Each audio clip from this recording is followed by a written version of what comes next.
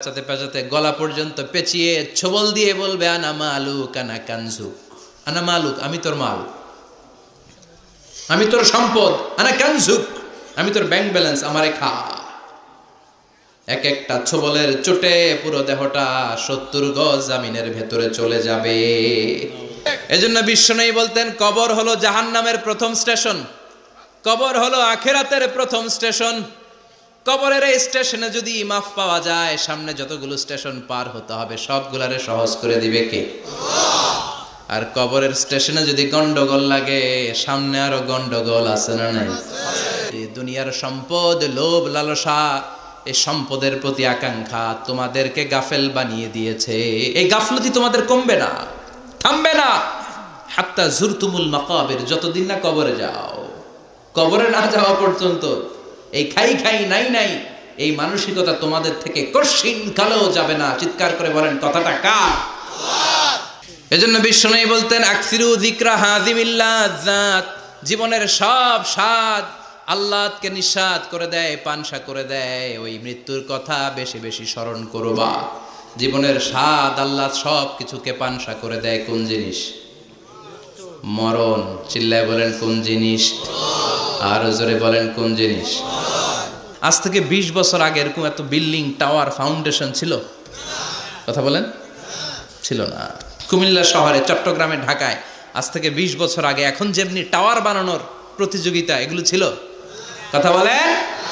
তার মানে এগুলো কিয়ামতের আলামত। একটার পর একটা, একজন বানায় 100 তলা, আরেকজন বানায় 150 তলা, আরেকজন বলে না আমারটা বানাইতে হবে 200 তলা। আছে না নাই? জেদ্দাতে কিংডম টাওয়ার 1000 মিটার উঁচু। হিসাব বুঝেন তো? 1000 মিটার মানে কয় কিলোমিটার? 1 কিলোমিটার। একটা বিল্ডিং যদি 1 কিলোমিটার উঁচা হয়, এটার সামনে যে তাকাতে পারবেন? টুপি পরে যাবে না পিছনে? কথা বলেন। 1 কিলোমিটার উঁচু দি কিংডম টাওয়ার, সৌদি আরবের জেদ্দা নগরীতে অবস্থিত। আরেকটা আছে দুবাইতে, বুর্জ আল খলিফা, 818 মিটার উঁচু। কিংডম টাওয়ার হচ্ছে 170 তলা, আর বুর্জ আল খলিফা 163 তলা। কাবা ঘরের পাশে আরেকটা টাওয়ার আছে, জমজম টাওয়ার। এটার দিমাক্কা রয়্যাল ক্লক টাওয়ার বলে। হাজী সাহেবরা দেখে আসছেন না? বড় একটা ঘড়ির মনোগ্রামও আছে। এটা 120 তলা। কয় তলা? 120 তলা। চায়নাতে একটা আছে সাংহাই টাওয়ার, তাইওয়ানে একটা আছে দি টাইপেরাং 101, 101 তলা। মালয়েশিয়াতে একটা আছে, আমরা শপিং করতে গেলে মাঝে মাঝে ওখানে যাই, 2 ভাইয়ের মতো দাঁড়ায় আছে, পেট্রোনাস টুইন টাওয়ার। স্থানীয়রা এটারে বলে KLCC। 41st 42nd ফ্লোরে একটা ব্রিজ আছে, এই টাওয়ার থেকে ওই টাওয়ারে যাওয়া যায়। ইয়াতাতাওয়ালুনা ফিল বুনিয়ান, বিল্ডিং বানানোর প্রতিযোগিতা। অমিয়া কিয়ামতের দিন ইসরাফিলের সিঙ্গার ফুৎকারে ইদা জুলজিলাতিল আরদু জিলজালাহা, একটা ভূমিকম্প যে তৈরি হবে, গোটা বিশ্ব যে একটা ভূকম্পন হবে, ওই ভূকম্পনের চোটে একটা টাওয়ারও টিকে থাকবে নাকি? এজন্য আল্লাহ বললেন সম্পদ তোমাদেরকে পাগল বানিয়ে রেখেছে, সম্পদের পাহাড় মানুষ গড়তে চায়। আরব বিশ্বের ধনকুবেরদের সম্পদের তালিকা দেখলে আপনি অবাক হবেন। প্রিন্স ওয়ালিদ বিন তালাল, বর্তমান যেটা আছে MBS বলে ওরে সংক্ষেপে, MBS, মোহাম্মদ বিন সালমান, সম্পদের কোনো অভাব নাই। ওয়ালিদ বিন তালাল আরেক ধনকুবের, আগের বাদশাহ আবদুল্লাহর ভাগিনা। তার একটা প্লেন আছে, পার্সোনাল জেট প্লেন। এই প্লেনটার 70% মেড অফ গোল্ড, 70% স্বর্ণ দিয়ে বানানো। Can you imagine? কল্পনা করতে পারেন? এজন্য আল্লাহ বললেন খবরদার, সম্পদ তোমাদেরকে পাগল বানিয়ে দিয়েছে। আলহাকুমুত তাকাসুর, এই সম্পদের মায়া কোনোদিন তোমাদের কমবে না। হাত্তা জুরতুমুল মাকাবির, যতদিন না তোমরা কবরের ভেতরে ঢুকবা। ইসলাম সম্পদ উপার্জন করতে বাধা দেয় না, তবে সেটা হতে হবে হালাল পন্থায়। ঠিক কিনা? কারণ হালালে বরকত দিয়েছে কে? হারামে কোনো বরকত আছে? চিল্লায় বলেন। আচ্ছা বলেন তো, গরু খাওয়া হালাল না হারাম? কুকুরের গোশত খাওয়া হারাম। বাংলাদেশে কি বেশি বেশি গরু জবাই হয় না কুকুর? গরু।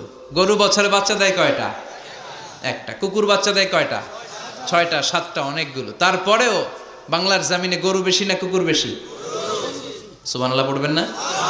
গরু খাইলামও বেশি, গরু জবাই করলামও বেশি, আবার গরু বাচ্চাও দিল কম। কুকুর খাইলাম না, কুকুর জবাইও করলাম না, কুকুর বাচ্চা দিল অনেক, কিন্তু কুকুর কম, গরু বেশি। কারণ গরু খাওয়া হালাল, আর হালালে বরকত ঢুকিয়ে দিয়েছে কে? এজন্য আল্লাহ বললেন গোলাম হালালে বরকত, হালাল পন্থায় কোটি কোটি টাকার মালিক হন, ইসলামে বাধা নাই। তবে নিসাব পরিমাণ সম্পদ হলে যাকাত দিতে বলেছে কে? ওয়াফি আমওয়ালিহিম হাক্কুন লিসসাইলি ওয়াল মাহরুম। তোমার সম্পদের মালিক শুধু তুমি নও, না খেয়ে থাকা সমাজের গরিবদের ওই সম্পদে ভাগ আছে না নাই? অনেকে জাকাতের শাড়ি দেয়, জাকাতের লুঙ্গি দেয়।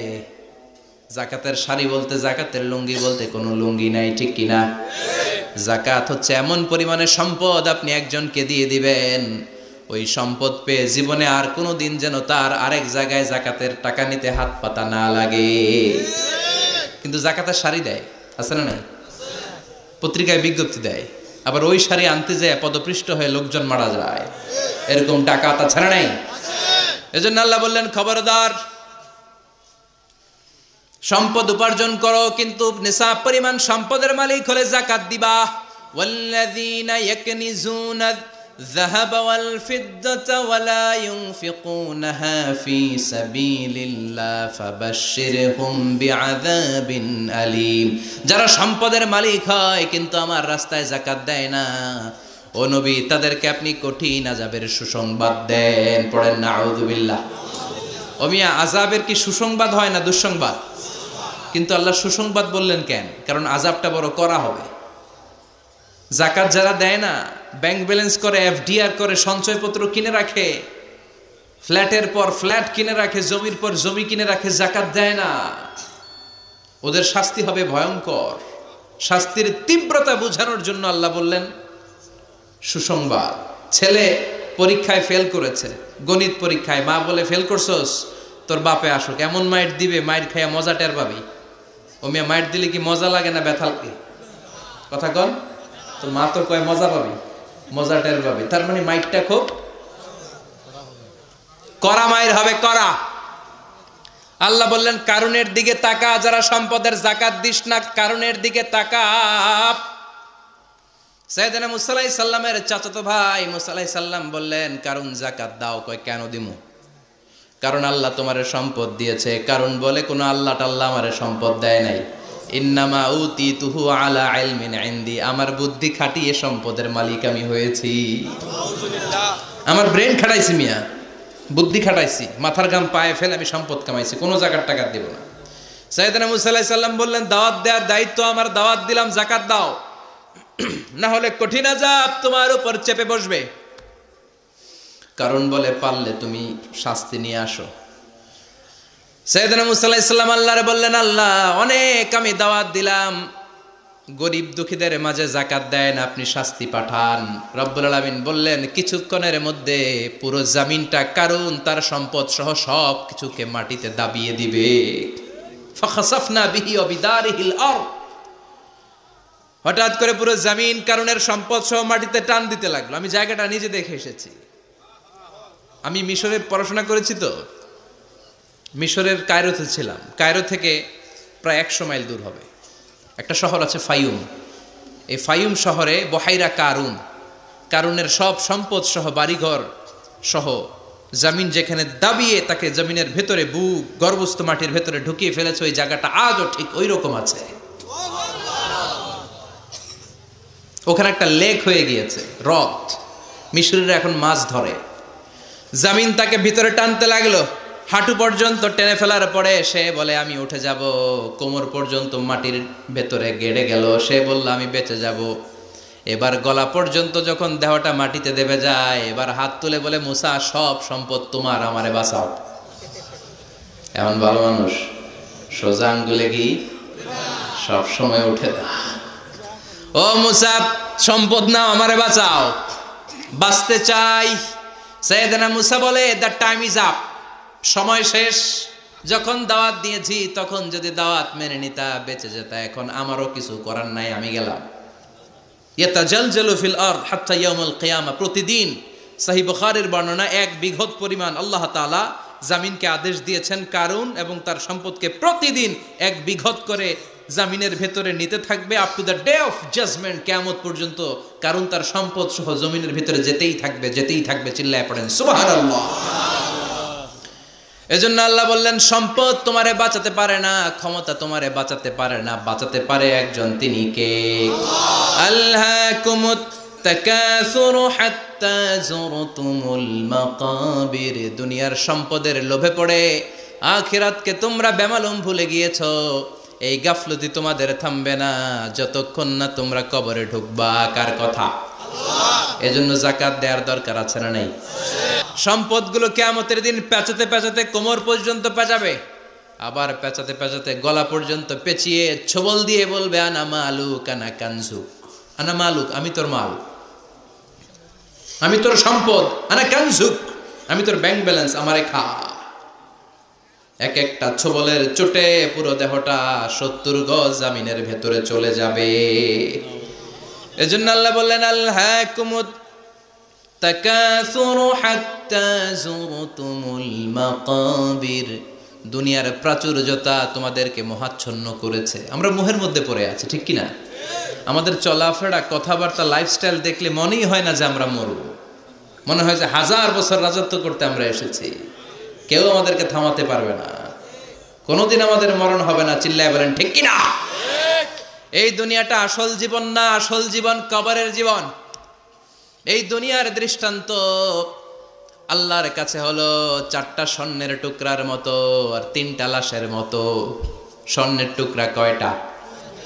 লাশ কয়টা? বনি ইসরাইলের জামানাতে 3 জন যুবক কর্মের সন্ধানে, কাজের সন্ধানে বেরিয়েছিল। হঠাৎ করে তারা এক গুপ্তধন পেয়ে যায়। গুপ্তধনে তারা পেয়েছে 4টা বড় বড় স্বর্ণের টুকরা। কয়টা? মহা খুশি, খুশিতে বাকবাকুম। চিন্তা করলে আমরা আজীবন খেয়ে পড়ে চলে যেতে পারবো, কিছুই করা লাগবে না। 3 জন মিলে স্বর্ণ নিয়ে বসে প্ল্যান করলো ভাগ বটোয়ারা করার আগে একজন বাজার থেকে রুটি কিনে নিয়ে আয়, আগে পেট ভরে খেয়ে নেই, তারপরে ভাগ বটোয়ারা। একজন রুটি আনতে গিয়েছে, ওই 2 জন ভাবতে শুরু করলো যেটারে রুটি আনতে পাঠাইছে ওইটারে যদি মেরে দিতে পারি তাহলে ভাগাভাগির আর কোনো কাম নাই। স্বর্ণ কয়টা? তুই নিবি 2টা, আমি নেব 2টা। আর যে রুটি কিনতে গিয়েছে সে মনে মনে ভেবেছে রুটির মধ্যে বিষ মাখিয়ে নিয়ে যাই। কি মাখিয়ে নিয়ে যাই? ওই 2টা বিষ খাইয়া ঠুস। সব যেই চিন্তা ওই কাজ। রুটির মধ্যে বিষ মাখিয়ে নিয়ে এসেছে। 2 বন্ধু ওইটারে ধরে আঘাত করতে করতে দুনিয়া থেকে বিদায় করে দিয়েছে।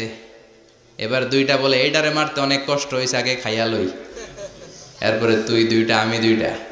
এবার বিষ মাখানো রুটি খেয়ে ওরাও শেষ। আহা, আল্লাহু আকবার। 4টা স্বর্ণের টুকরা পড়ে আছে, 3টা লাশ পড়ে আছে। হাযিহি মাসালু হায়াতিদ দুনিয়া। এটা দুনিয়ার জীবনের দৃষ্টান্ত। এজন্য মানুষের স্বভাব হলো আরো চাই, আরো চাই। বিষ্ণু বললেন লাউ লিকুল্লি ইবনি আদামা ওয়াদিয়াম মিন যাহাব। আল্লাহ বনি আদমের সবাইকে যদি এক একটা স্বর্ণের পাহাড়ের মালিক বানিয়ে দেয়, আহাব্বা আন ইয়াকুনা লাহু ওয়াদিয়ান, সে চাইবে কেমন করে আরেকটা স্বর্ণের পাহাড়ের মালিক হওয়া যায়।